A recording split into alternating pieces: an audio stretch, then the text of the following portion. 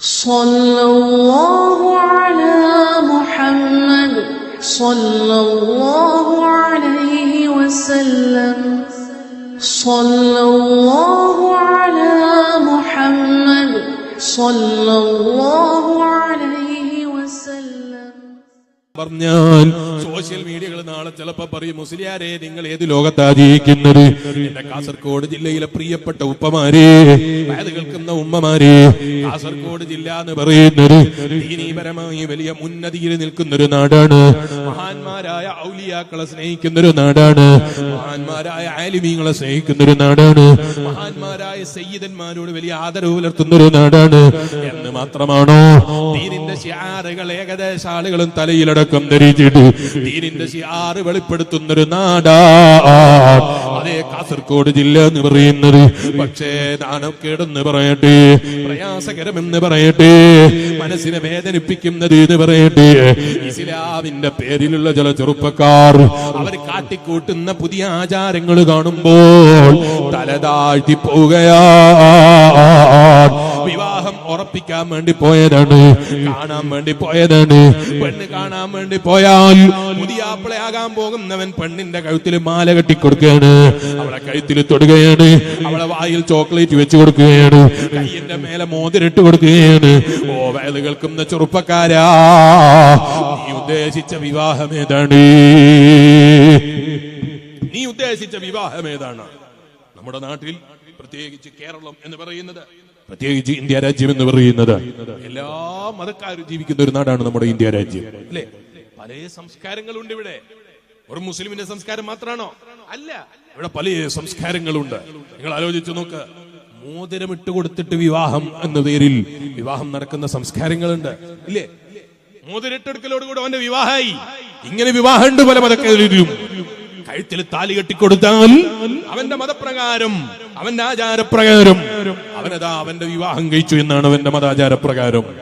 എന്റെ വയല് കേൾക്കുന്ന ചെറുപ്പക്കാരെ, നബി സല്ലല്ലാഹു അലൈഹി വസല്ലം തങ്ങളുടെ സുന്നത്താണോ നീ ഉദ്ദേശിച്ചത് വിവാഹം കൊണ്ട്? അല്ല, ഇംഗ്ലീഷുകാരന്റെ സുന്നത്താണോ നീ ഉദ്ദേശിച്ചത്? എനിക്ക് മനസ്സിലാകുന്നില്ല. വല്ലാത്ത വിഷമം തോന്നുകയാണ്. ചില ആളുകള് കല്യാണത്തിന് വിളിക്കും, നിങ്ങൾ എന്തായാലും വരണം, കല്യാണത്തിന് നിങ്ങൾ വന്നില്ലെങ്കിൽ എന്റെ കല്യാണാകൂല, നിങ്ങൾ വന്നില്ലേ ഭയങ്കര വേദനയായി പോകും എന്നൊക്കെ പറഞ്ഞിട്ട് വല്ലാതെ നിർബന്ധിച്ച് രാവിലെയും വൈകുന്നേരമൊക്കെ വിളിച്ച് അധ്വാനിച്ചിട്ട് കല്യാണ വീട്ടിൽ കൊണ്ടുവരും. യാതൊരുമില്ല, കല്യാണ വീട്ടിൽ കയറിയാലോ മുസ്ലിമിന്റെ ശിആറ് കാണാനില്ല, മുസ്ലിമീങ്ങളെ ശിആറ് കാണാനില്ല.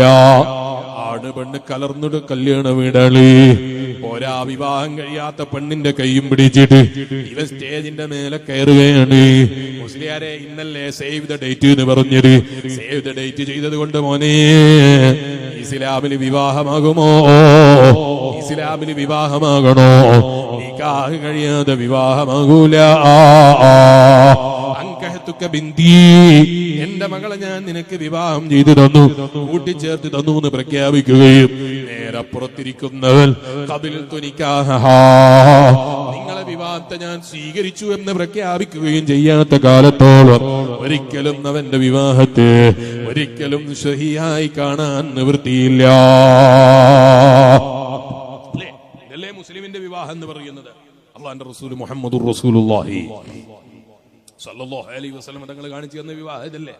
ഇപ്പം ചില മുസ്ലിം ചെറുപ്പക്കാർ തൊപ്പിയിട്ട നമ്മുടെ നാട്ടിലെ ആജിയാരുടെ മകൻ പോലും പള്ളിയുടെ പ്രസിഡന്റ് ആയിരിക്കാം, പള്ളിയുടെ സെക്രട്ടറി ആയിരിക്കാം, ഉറൂസ് കമ്മിറ്റിയുടെ ഭാരവാഹി ആയിരിക്കാം, മെമ്പർഷിപ്പ് ഉള്ളവനായിരിക്കാം, നാട്ടിലെ വലിയ സംഘടനക്കാരനായിരിക്കാം, നാട്ടിലെ വലിയ ദീന് പറയുന്നവനായിരിക്കാം. അവന്റെ വീട്ടിൽ പോലും അന്യ പെണ്ണിന്റെ കഴുത്തിലേക്ക് താലി കെട്ടിക്കൊടുക്കുന്ന സ്വഭാവം മുസ്ലിം സംസ്കാരമാണോ? നിങ്ങൾ ആലോചിച്ചു നോക്ക്. ഓ ഉമ്മമാരെ, ഇതില്ലാത്തതിന്റെ പേരിൽ എന്റെ മകൻ അഭിമാനം കുറയൂന്ന് നീ ഭയപ്പെടുകയാണോ? നീ വിശ്വസിക്കുന്ന ഇസ്ലാം ഏതാണ്? നീ മനസ്സിലാക്കി വെച്ച ഇസ്ലാം ഏതാണ്? നീ മനസ്സിലാക്കി വെച്ച സുന്നത്ത് ഏതാണ്? എനിക്ക് മനസ്സിലാകുന്നില്ല. നമ്മുടെ സമൂഹം പോകുന്നത് എങ്ങോട്ടാണ്? എന്നിട്ട് കാണുന്ന സയ്യിദന്മാരെയും ഉസ്താദുമാരെയൊക്കെ നിർബന്ധിച്ച് കൊണ്ടുവരും കല്യാണത്തിന്. എന്നിട്ട് സ്റ്റേജിന്റെ മേലെ കയറ്റിയിരുത്തിയിട്ട് അവരെ ബഹുമാനിക്കുകയാണെന്ന പേരിൽ സ്റ്റേജിന്റെ മേലെ ഇരുത്തിയിട്ട് 4 ചീപ്പിച്ചറും പിടിക്കും, വീഡിയോ പിടിക്കും. എന്നിട്ട് ആ വീഡിയോ ചിത്രം പിടിച്ചതിന്റെ ശേഷം ഈ പാവപ്പെട്ട മുസ്ലിയാരും തങ്ങളും നിക്കാഹിന്റെ വേദിയിൽ നിന്നും ഇറങ്ങിപ്പോയാൽ സ്റ്റേജിന്റെ മേലെ പിന്നെ ഡാൻസ് ആണ്. ഇത് രണ്ടും കലർത്തിയിട്ട് റിയലർക്കുകയാണ്. എന്ത് ധിക്കാരമാണ് ഈ ധിക്കാരം എന്ന് പറയുന്നത്? ആരോടാണ് ഈ ധിക്കാരം കാണിക്കുന്നത്?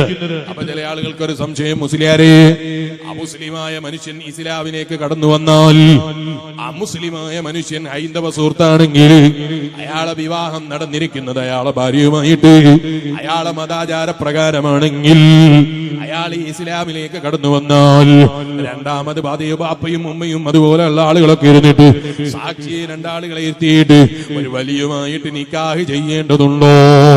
ഇല്ല, ഇല്ല. ശാഫി മദ്ഹബ് അനുസരിച്ച് അങ്ങനെ ഒരു വിവാഹം പിന്നെ ആവശ്യമില്ല.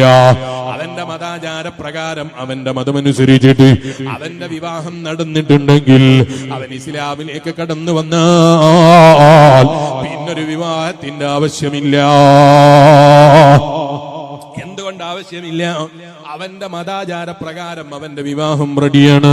അതേ സ്ഥാനത്ത് ഒരു മുസ്ലിമിന് ഇത് മതിയോ? ഇല്ല, ഇല്ല. മുസ്ലിമാണോ? അവന്റെ വിവാഹം സഹീഹ് ആകണമെങ്കിൽ അത് ഹബീബ് നബി മുഹമ്മദുർ റസൂലുള്ളാഹി സ്വല്ലല്ലാഹു അലൈഹി വസല്ലം നിങ്ങൾ പഠിപ്പിച്ചതുപോലെയാകണം. അതേ വരിയുണ്ടാകണം, 2 സാക്ഷികൾ ഉണ്ടാകണം. അവർ പരസ്പരം പറയണം, സാക്ഷികൾ കേൾക്കണം, സാക്ഷികളെ സാക്ഷ്യപ്പെടുത്തണം. അപ്പോഴേ ഇസ്ലാമിൽ വിവാഹമാകുന്നുള്ളൂ. എന്റെ ചെറുപ്പക്കാരെ, നമ്മൾ ആരെ പിന്തുടരണം? നമ്മളാ തീരുമാനിക്കേണ്ടത്. ഇംഗ്ലീഷുകാരനെയാണോ? ഇംഗ്ലീഷുകാരെ കണ്ടിട്ടില്ലേ നിങ്ങള്? വിവാഹം കഴിഞ്ഞിട്ടുണ്ടോ എന്ന് ചോദിച്ചാൽ വിവാഹം കഴിക്കാൻ തന്നെ തീരുമാനിച്ചിട്ടില്ല. മക്കൾ എത്ര ഉണ്ട് എന്ന് ചോദിച്ചാൽ 4. മക്കൾ എത്ര ഉണ്ട് എന്ന് ചോദിച്ചാൽ 5. മക്കൾ എത്ര ഉണ്ട് എന്ന് ചോദിച്ചാൽ 6. വിവാഹം കഴിയാതെ എങ്ങനെ മക്കൾ എന്ന് ചോദിച്ചാലോ അത് പരിശോധന കഴിഞ്ഞിട്ടില്ല. എപ്പോഴാ പരിശോധന കഴിയല്? ചിലപ്പം കബറിന്റെ ഉള്ളിലെത്തിയിട്ട് അല്ലേ? വിവാഹം കഴിയണമെന്നില്ല അവർക്ക് മക്കളാകാൻ. ഇതാണോ ഇസ്ലാമിന്റെ സംസ്കാരം എന്ന് പറയുന്നത്? ഇതാണോ മുസ്ലിമിന്റെ സംസ്കാരം എന്ന് പറയുന്നത്?